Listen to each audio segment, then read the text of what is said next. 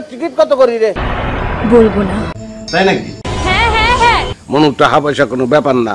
আসসালামু আলাইকুম সাবস্ক্রাইব বাসীগণ, কি অবস্থা আপনাদের? আজকে যাকে নিয়ে আমি খেলবো তার নাম হচ্ছে পরিমণি। খবরদার ওই ডাইনির নাম আমার সামনে মুখে নেব না। কেন? ওই মাইয়া একটা অপায়া, একটা রাক্ষসী। আরে কাকা, সেই জন্য আজকে পরিমণিকে আনলিমিটেড ঘোরা হবে। তাই পরিমণির পক্ষে যারা আছো তোমাদেরকে কলজের উপর দিয়ে বুলডোজার গেলেও আজকে হাসি মুখে থাকতে হবে। ওকে ওকে। আর ভাইজান পরিমণিকে নিয়ে এই ভিডিওটা অনেক আগে ছাড়ার কথা ছিল আমার। কেন তো দেরি করলেন দুলাভাই? দেরি করলাম কারণ আমি দেখতে চেয়েছিলাম যে কথাকার পানি কথায় গড়ায়। আবুজি ঘুষমুষ দেশে তোমারও, হ্যাঁ আবুজি। আরে মোশাররফ ভাই, আপনি কি বলেন? আমি ঘুষ খাবো কেন? আমি তো ঘুষ খাই না। তোর নাম সালাক, এই পাঞ্জাবের দুই পকেটে 11টা 22টা রাখছি, এরা ফুটবল খেলাইতেছে। আইসায় যখন পড়েছি তখন আজকে পরিমণিকে নিয়ে আমি খেলবো এবং গরম গরম ভিডিও বানাবো। আর আপনারা এমনকি লাইক দেবেন না, ডিসলাইক দেবেন না, কমেন্ট করবেন না, সাবস্ক্রাইব করবেন, সব আপনার আছে, অসুবিধা নেই, যেটা খুশি করেন। তা তো বটেই, তা তো বটে। যাই হোক, শুরুতে আজকে আমরা জানবো কে এই পরিমণি। বলেন দি আপনি একটু শুনি কোন। আমরা সাথে ব্যবসা করে অল্প দিনে কোটি কোটি টাকার মালিক হওয়ার নামই হচ্ছে পরিমণি। তোর সাহস কত বড়, তুই আমার বাড়িতে থেকে আমার সাথে টাঙ্কি মারিস?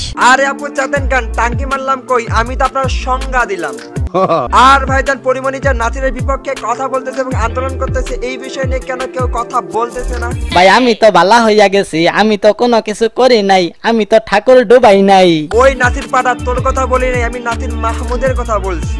হ্যাঁ হ্যাঁ হ্যাঁ। আর ভাইজান, সত্যি কথা বলতে কি, শ্রমিকের ঘাম শুকানোর আগেই পারিশ্রমিক দেওয়া উচিত, তা না হলে শ্রমিক তো আন্দোলন করবে।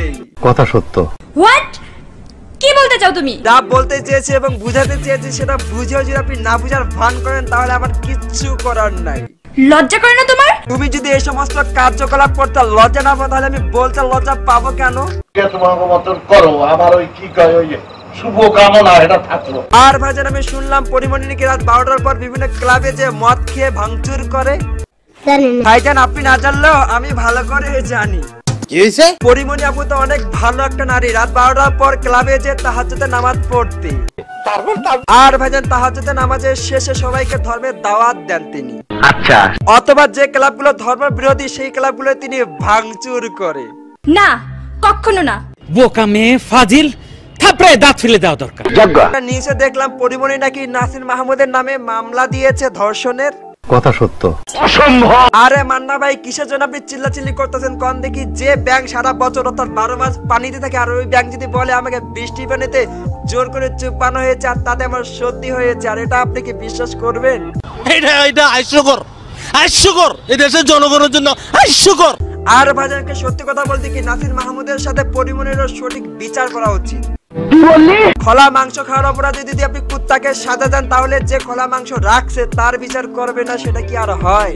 এটা একটা বিবেচনার কথা বলছো। আর ভাইজান, আমি পরিমণি আপুকে একটা পরামর্শ দিতে চাই। আপনি আকামুকাম করে বহুত টাকা ইনকাম করতেন, এখন আমরা একটা কথা শুনেন। এই সমস্ত আকামুকাম বাদ দিয়া বাসায় একটা মেশিন কিনে আনেন। বন্ধু বান্ধবের তো কিছু টাকা লোন করিয়া একটা মেশিন কিনে দিতে পারো না? আচ্ছা ভাইজান, আমি যে মেশিনের কথা বলছি আপনারা কি সেই মেশিনের কথা বুঝছেন?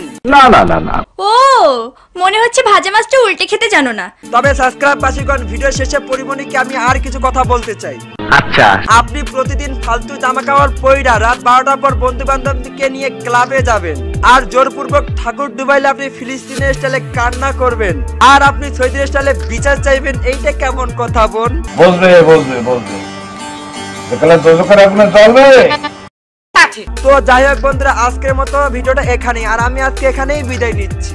তবে এই ভিডিওটা যদি তোমরা ভাইরাল করো তবে তোমাদেরকে কথা দিচ্ছি নেক্সট পার্টে এই পরিমণিকে নিয়ে আরো কিছু আগুন বরাবর ভিডিও আসবে।